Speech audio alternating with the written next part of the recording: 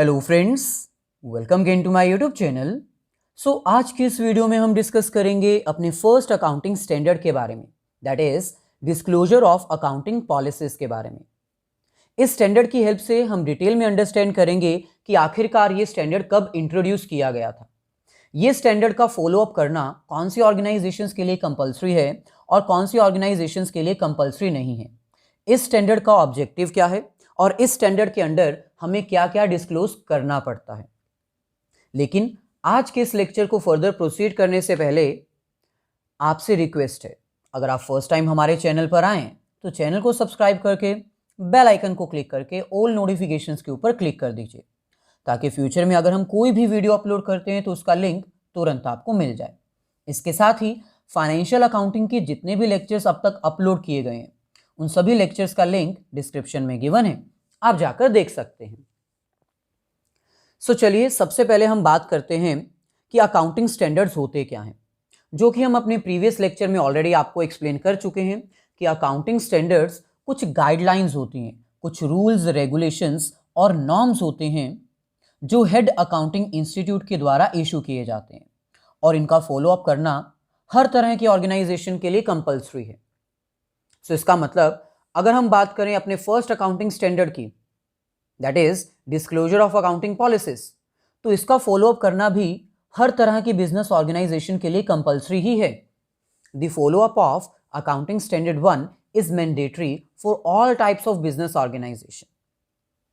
अब ये first standard कब इंट्रोड्यूस किया गया था, तो इसकी डेट है 1 अप्रैल 1993, यानी कि 1 अप्रैल 1993 या उसके बाद जितनी भी फाइनेंशियल स्टेटमेंट्स प्रिपेयर की गई हैं या फिर जितनी भी फाइनेंशियल स्टेटमेंट्स प्रिपेयर की जाएंगी, उस टाइम पर इस अकाउंटिंग स्टैंडर्ड को फॉलो करना मैंडेटरी है। इसका मतलब अगर हम प्रेजेंट सिचुएशन की बात करें तो अभी भी जितनी भी फाइनेंशियल स्टेटमेंट्स प्रिपेयर की जाती हैं डिफरेंट ऑर्गेनाइजेशंस के द्वारा, उन सभी ऑर्गेनाइजेशंस को फर्स्ट अकाउंटिंग स्टैंडर्ड फॉलो करना कंपलसरी है, मैंडेटरी है। अब यहां पर लिखा गया है disclosure of accounting policies. Disclosure का मतलब होता है डिस्क्लोज करना, इन्फॉर्म करना रिगार्डिंग अकाउंटिंग पॉलिसीज। इतना तो क्लियर है, अकाउंटिंग स्टैंडर्ड 1 एक ऐसा स्टैंडर्ड है जो ये कहता है कि हर बिजनेस ऑर्गेनाइजेशन को अपनी अकाउंटिंग पॉलिसीज डिस्क्लोज करनी पड़ेंगी। हर बिजनेस ऑर्गेनाइजेशन को ये बताना पड़ेगा कि उन्होंने कौन कौन सी अकाउंटिंग पॉलिसीज फॉलो की हैं फाइनेंशियल स्टेटमेंट्स प्रिपेयर करते समय। सबसे पहले तो हमें पता होना चाहिए कि अकाउंटिंग पॉलिसीज होती क्या हैं। बेसिकली अकाउंटिंग पॉलिसीज एक तरह की स्पेशल अकाउंटिंग प्रिंसिपल्स होते हैं या फिर कुछ ऐसे मेथड्स होते हैं जिनको फाइनेंशियल स्टेटमेंट्स प्रिपेयर करने के टाइम पर यूज किया जाता है। अब जैसे कि आपको पता है कि कुछ बेसिक प्रिंसिपल्स हमारे पास होते हैं, जैसे कि accrual concept, going concern concept और इसके साथ बिजनेस एंटिटी कॉन्सेप्ट। ये कुछ ऐसे अकाउंटिंग प्रिंसिपल्स हैं जो कि बेसिक एजम्पशंस हैं, इनको डिस्प्ले करना कंपलसरी नहीं है। लेकिन हम बात कर रहे हैं अकाउंटिंग पॉलिसीज की, जो कि स्पेसिफिक अकाउंटिंग प्रिंसिपल्स होते हैं। ये टेलर मेड प्रिंसिपल्स होते हैं जो रिक्वायरमेंट के अकॉर्डिंग चेंज करने पड़ते हैं। For example, method of depreciation, यानी एक बिजनेस ऑर्गेनाइजेशन अपने फिक्स्ड एसेट्स के ऊपर डेप्रिसिएशन कैसे चार्ज कर रही है, इसके पास बहुत सारे मेथड्स होते हैं। Written down value method, straight line method. एक बिजनेस ऑर्गेनाइजेशन ने कौन सा अकाउंटिंग पॉलिसी फॉलो किया है डेप्रिसिएशन चार्ज करने के लिए, यह डिस्प्ले करना जरूरी है। ऐसे ही method of valuation of inventory,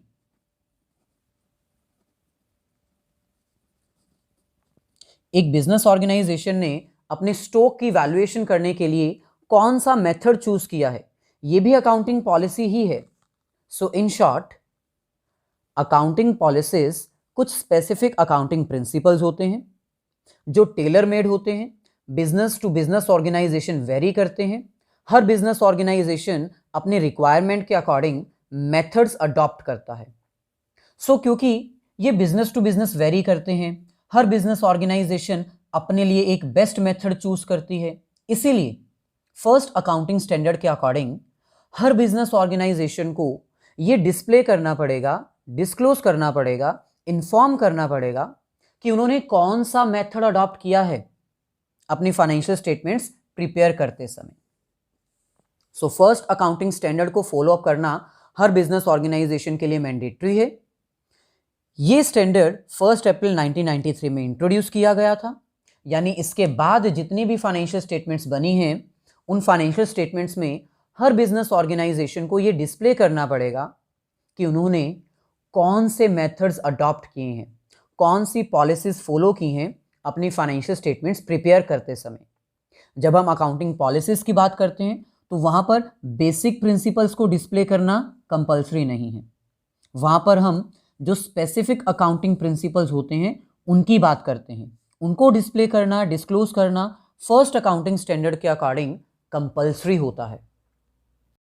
सो ऐसे ही नेक्स्ट हमारे पास है what does accounting standard 1 state, यानी जो हमारे पास फर्स्ट अकाउंटिंग स्टैंडर्ड है डिस्क्लोजर ऑफ अकाउंटिंग पॉलिसीज, वो हमें क्या कहता है। सो जैसे कि मैंने आपको एक्सप्लेन किया, अकाउंटिंग स्टैंडर्ड 1 एक ऐसा स्टैंडर्ड है, एक ऐसी गाइडलाइन है जिसके अकॉर्डिंग हर बिजनेस ऑर्गेनाइजेशन को अपने फाइनेंशियल स्टेटमेंट्स प्रिपेयर करते समय ये डिस्प्ले करना पड़ेगा, इन्फॉर्म करना पड़ेगा, ये बताना पड़ेगा कि उन्होंने अपनी फाइनेंशियल स्टेटमेंट्स कौन से अकाउंटिंग पॉलिसीज को यूज करते हुए प्रिपेयर की है, यानी एक बिजनेस ऑर्गेनाइजेशन ने कौन कौन से मेथड्स अडॉप्ट किए हैं अकाउंटिंग करने के लिए, ये डिस्प्ले करना कंपलसरी है। So according to this standard a business organization must disclose their policies which they have adopted for preparing financial statements. So इस स्टैंडर्ड के अकॉर्डिंग एक बिजनेस ऑर्गेनाइजेशन को वो सारी पॉलिसीज डिस्क्लोज करनी पड़ेंगी, इन्फॉर्म करनी पड़ेंगी जो उन्होंने अडॉप्ट की हैं अपनी फाइनेंशियल स्टेटमेंट्स प्रिपेयर करते समय। इसके साथ ही अगर उन्होंने अपनी कोई भी पॉलिसी चेंज की है ड्यूरिंग द ईयर, अगर उन्होंने अपनी अकाउंटिंग पॉलिसी में कोई चेंज किया है, मेथड ऑफ डेप्रिसिएशन चेंज किया है, तो वो भी डिस्प्ले करना ज़रूरी है। और अगर उस चेंज के कारण कोई इफेक्ट आया है तो वो उस इफेक्ट को भी डिस्प्ले करना ज़रूरी है। So accounting standard 1 disclosure of accounting policy सिर्फ इतना कहता है कि एक बिजनेस ऑर्गेनाइजेशन को अपनी सारी अकाउंटिंग पॉलिसीज डिस्प्ले करनी पड़ेंगी, इन्फॉर्म करनी पड़ेंगी। किनको इन्फॉर्म करनी पड़ेंगी? यूजर्स ऑफ अकाउंटिंग स्टेटमेंट्स को, यानी जो भी बंदा अकाउंटिंग स्टेटमेंट्स यूज करेगा उसके लिए सारी अकाउंटिंग पॉलिसीज डिस्प्ले करना जरूरी है। जैसे इंटरनल यूजर्स में आते हैं हमारे पास ओनर्स, मैनेजर्स, एम्प्लॉयज। ऐसे ही जो एक्सटर्नल यूजर्स हैं उसमें हमारे पास आते हैं investors, creditors, suppliers, bankers, government, customer and other persons. So first accounting standard का फॉलो अप करना कंपलसरी है।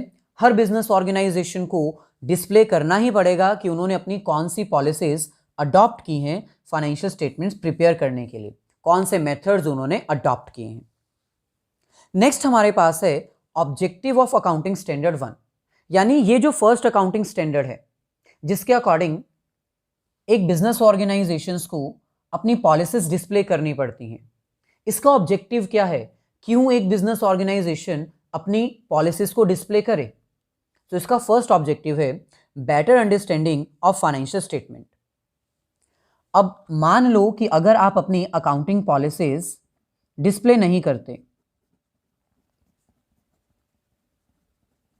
अगर आप अपनी अकाउंटिंग पॉलिसीज डिस्प्ले नहीं करोगे, डिस्क्लोज नहीं करोगे, तो आपके जितने भी यूजर्स हैं उनको नहीं पता चलेगा कि बिजनेस ने कौन सी अकाउंटिंग पॉलिसीज अडॉप्ट की हैं, जिसके कारण उनको मुश्किल आएगी, उनको फाइनेंशियल स्टेटमेंट्स को अंडरस्टैंड करना थोड़ा मुश्किल लगेगा, क्योंकि उनको पता ही नहीं होगा कि बिजनेस ने फिक्स्ड एसेट्स को कौन से डेप्रिसिएशन मेथड से चार्ज किया है। लेकिन दूसरी तरफ अगर आप अपनी अकाउंटिंग पॉलिसीज डिस्प्ले कर देते हो, आप बता देते हो कि आपने कौन कौन से डेप्रिसिएशन के मेथड्स फॉलो किए हैं, तो एक यूजर के लिए फाइनेंशियल स्टेटमेंट्स को अंडरस्टैंड करना थोड़ा इजी हो जाएगा। सो पहला ऑब्जेक्टिव क्या है, क्यों हमें अपनी अकाउंटिंग पॉलिसीज डिस्प्ले करनी चाहिए अपने यूजर्स के लिए, ताकि वो इजीली फाइनेंशियल स्टेटमेंट्स को अंडरस्टैंड कर सकें। ऐसे ही सेकंड हमारे पास है मीनिंगफुल कंपैरिजन। अब फाइनेंशियल स्टेटमेंट्स को कंपेयर करना बहुत मुश्किल होता है, लेकिन अगर आप फर्स्ट अकाउंटिंग स्टैंडर्ड के अकॉर्डिंग अपनी सारी पॉलिसीज डिस्प्ले कर दोगे तो आप कंपैरिजन कर सकते हो। एक जो इंटरनल यूजर है और एक जो एक्सटर्नल यूजर है वो इजीली फाइनेंशियल स्टेटमेंट्स को कंपेयर कर सकता है। Within the organization comparison भी हो सकता है, आउटसाइड द ऑर्गेनाइजेशन कंपैरिजन भी हो सकता है। फॉर एग्जांपल, फर्म ए,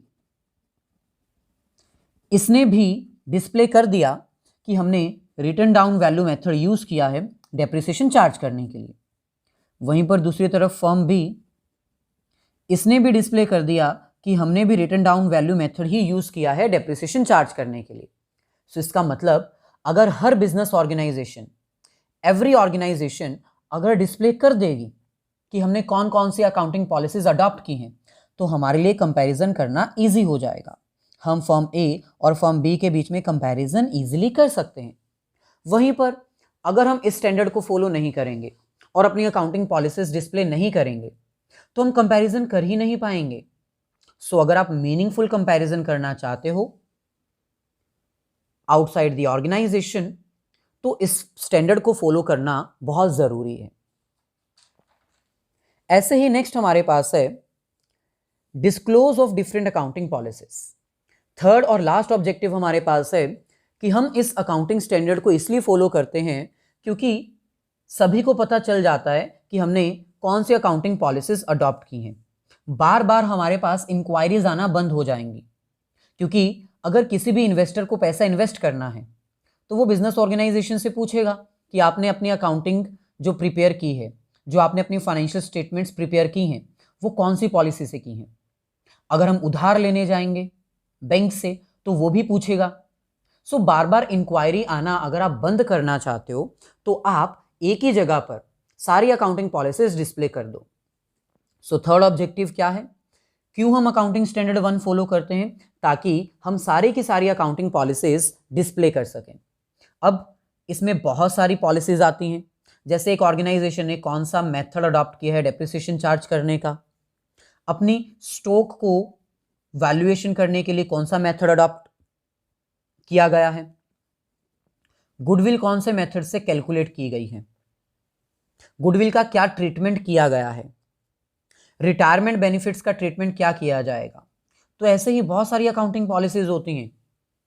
सो सभी को डिस्क्लोज करने से हमें यह बेनिफिट होगा कि एक ही जगह पर हमारी सारी अकाउंटिंग पॉलिसीज डिस्प्ले हो जाएंगी और हमें बार बार इंक्वायरी आना बंद हो जाएगी। सो फर्स्ट अकाउंटिंग स्टैंडर्ड का very important topic, that is disclosures under accounting standard 1। अब हमने ये तो बता दिया कि अकाउंटिंग स्टैंडर्ड 1 एक ऐसा स्टैंडर्ड है जिसका फॉलोअप करना हर बिजनेस ऑर्गेनाइजेशन के लिए कंपलसरी है, और इस स्टैंडर्ड के अकॉर्डिंग एक बिजनेस ऑर्गेनाइजेशन को ये डिस्प्ले करना होता है कि वो कौन कौन सी अकाउंटिंग पॉलिसीज को अडॉप्ट करते हैं अपनी फाइनेंशियल स्टेटमेंट्स प्रिपेयर करने के लिए। लेकिन इसके अकॉर्डिंग हमें क्या क्या डिस्प्ले करना पड़ेगा। So disclosure number 1, all significant accounting policies. अब यहां पर आपको पता होना चाहिए कि फर्स्ट अकाउंटिंग स्टैंडर्ड के अकॉर्डिंग एक बिजनेस ऑर्गेनाइजेशन को अपनी जितनी भी अकाउंटिंग पॉलिसीज हैं जो सिग्निफिकेंट नेचर की हैं उनको डिस्प्ले करना जरूरी है, for the reason being proper understanding.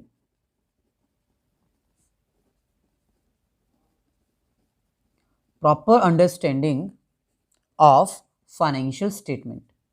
सो अगर हर इन्वेस्टर, हर क्रेडिटर, हर पर्सन फाइनेंशियल स्टेटमेंट्स को प्रॉपरली अंडरस्टैंड करना चाहता है तो उसके लिए अकाउंटिंग पॉलिसीज को डिस्प्ले करना जरूरी है। सो इस स्टैंडर्ड के अकॉर्डिंग फर्स्ट हमें अकाउंटिंग पॉलिसीज को डिस्प्ले करना पड़ेगा। जितनी भी अकाउंटिंग पॉलिसीज हैं उन सभी को डिस्प्ले करना पड़ेगा। Second, disclosed as a part of financial statements. जब भी हम अपनी अकाउंटिंग पॉलिसीज डिस्प्ले करेंगे तो वो सारी पॉलिसीज हमें एक ही जगह डिस्प्ले करनी है, एट वन प्लेस। और वो वन प्लेस कौन सी होगी, as a part of financial statements. यानी ये नहीं है कि आप अपनी अकाउंटिंग पॉलिसीज अलग अलग जगह डिस्प्ले करोगे, आपको सारी पॉलिसीज एक ही जगह डिस्प्ले करनी है ताकि किसी भी पर्सन को पॉलिसीज ढूंढनी ना पड़े। सो आपको सारी पॉलिसीज एक ही जगह डिस्प्ले करनी है और इसके साथ कहां पर डिस्प्ले करनी है? फाइनेंशियल स्टेटमेंट्स के साथ ही। जहां पर आपकी फाइनेंशियल स्टेटमेंट्स खत्म होंगी उसके तुरंत बाद आपको अपनी वो सारी पॉलिसीज लिख देनी है जो आपने फॉलो की हैं, डिस्क्लोज कर देनी है अपनी सारी पॉलिसीज एक ही जगह पर। ऐसे ही थर्ड हमारे पास है any effect on financial statement due to change in accounting policies. आपने जितनी भी अकाउंटिंग पॉलिसीज फॉलो की हैं फाइनेंशियल स्टेटमेंट्स प्रिपेयर करने के लिए, वो तो आपको डिस्प्ले करनी ही पड़ेंगी, लेकिन इसके साथ साथ आपको यह भी बताना पड़ेगा कि आपने क्या कोई अकाउंटिंग पॉलिसी चेंज की है। अगर आपने कोई भी अकाउंटिंग पॉलिसी चेंज की है ड्यूरिंग द ईयर तो आपको बताना पड़ेगा, आपको डिस्क्लोज करना पड़ेगा कि आपने कौन सी अकाउंटिंग पॉलिसी चेंज की है। क्यों चेंज की है वो बताना ज़रूरी नहीं है, आपने चेंज की है, कौन सी चेंज की है, बस इतना डिस्प्ले करना सफिशिएंट होगा। और अगर चेंज करने के कारण अकाउंटिंग पॉलिसी अगर चेंज करने के कारण बिजनेस में एट प्रेजेंट कोई इफेक्ट आता है तो वो इफेक्ट भी आपको शो करना पड़ेगा। फॉर एग्जाम्पल, मान लो पहले आप डेप्रिसिएशन चार्ज करते थे रिटर्न डाउन वैल्यू मेथड से और उसके अकॉर्डिंग आपकी डेप्रिसिएशन आती थी 50,000, लेकिन अब आप स्ट्रेट लाइन मेथड के अकॉर्डिंग डेप्रिसिएशन चार्ज करना चाहते हैं और उस मेथड के अकॉर्डिंग अब आपकी डेप्रिसिएशन वैल्यू बनती है 30,000। तो आपने अपनी अकाउंटिंग पॉलिसी चेंज की।